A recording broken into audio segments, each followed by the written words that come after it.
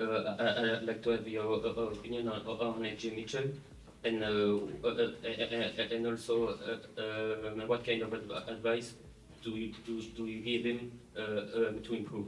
You said the Jimmy trade? No, AJ Mitchell. AJ Mitchell. Oh. Sorry.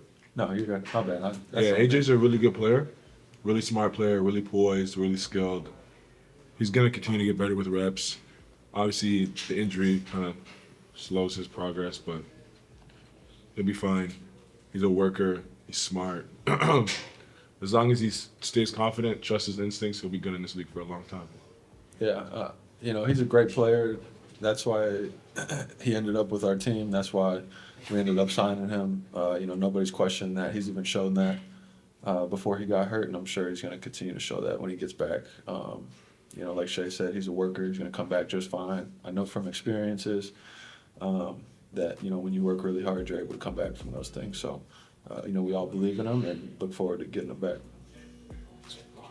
Shea, I'm sure you heard the MVP chants at the end of the game there. I know there's a lot of game left to be played, but Kentucky basketball still hasn't had an MVP in the NBA despite being such a storied franchise. So what exactly do you feel like you've learned in your time, from your time there to get to this point in your career, and what would it mean to you to potentially be the first Kentucky MVP?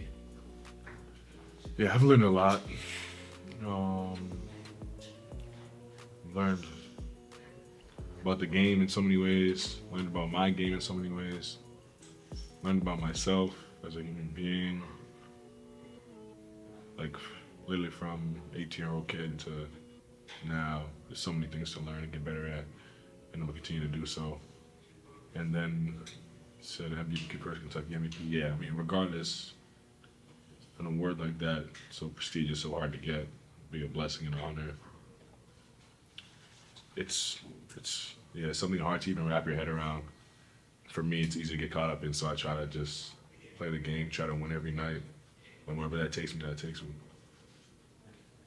Chet, obviously, because you missed a chunk of the season, like you weren't around for the development of, those situations where obviously Shea's getting doubled almost every game, maybe not to the extent of tonight or the other night, but it's happening. I guess, what have you seen, what strides have you maybe seen from the guys while you were out in terms of those situations, and what is there left to be improved?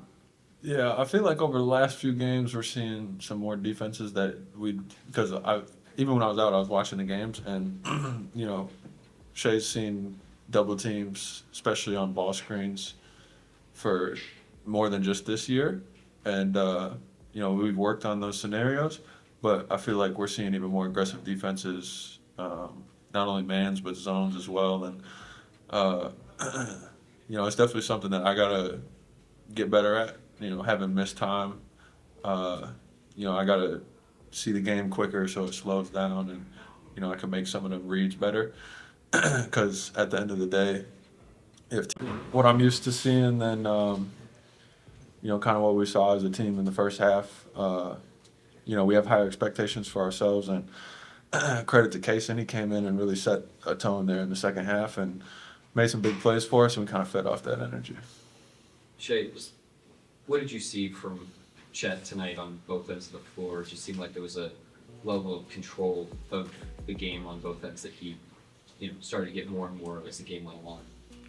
Yeah, regardless of what the night was looking like, whether they were making shots, whether they want to run, whether we want to run, Chet was very steady, just around the rim, rebounding, making the right plays, finishing around the rim. It kind of kept us within reach the whole night, and then when it was time, we were able to strike. But nothing surprised. That's who he is. He'll keep getting his feet underneath them, and we'll be a better team because of it. Chet, for you, how close do you feel to what you were before the injury? I don't know. That's a hard thing to gauge because I feel like there's things I'm better at that I was able to work on. I feel like there's things I'm not quite as tuned at that I wasn't able to work on while I was out and stuff. And every single game is changing. I'm seeing different things. The teams that we're playing are doing different things. And on top of that, I didn't play the four at all before I got hurt. So it's hard to compare that. But, I know I have a long ways to go. But You know, I feel like I'm steadily improving every single day, and that's the focus. So. Maybe it's a loaded answer, but you mentioned just the things that you were able to work on and things that you told me. Just could you detail, you know, what some of those things are? Yeah, I was able to, you know, really work on my shot while I was out. Because even when I couldn't like fly around, jump, and run and everything yet, I was still able to work on my shot, especially my set shot. And I feel like, you know, I've gotten a lot better, gotten a lot quicker, more confident, more eager to shoot.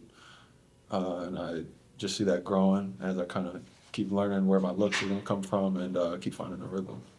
And Shay, you mentioned the other night, you know, that obviously you guys didn't want to lose that game, but you felt that, you know, the lesson from that game might be necessary in an 82-game season.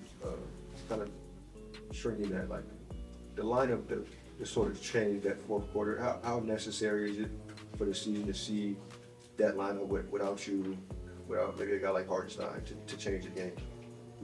Yeah, there's gonna be takeaways every night that you try to use for later in the season, and that's what like getting better is about, like figuring out what those are and then attacking them the next game.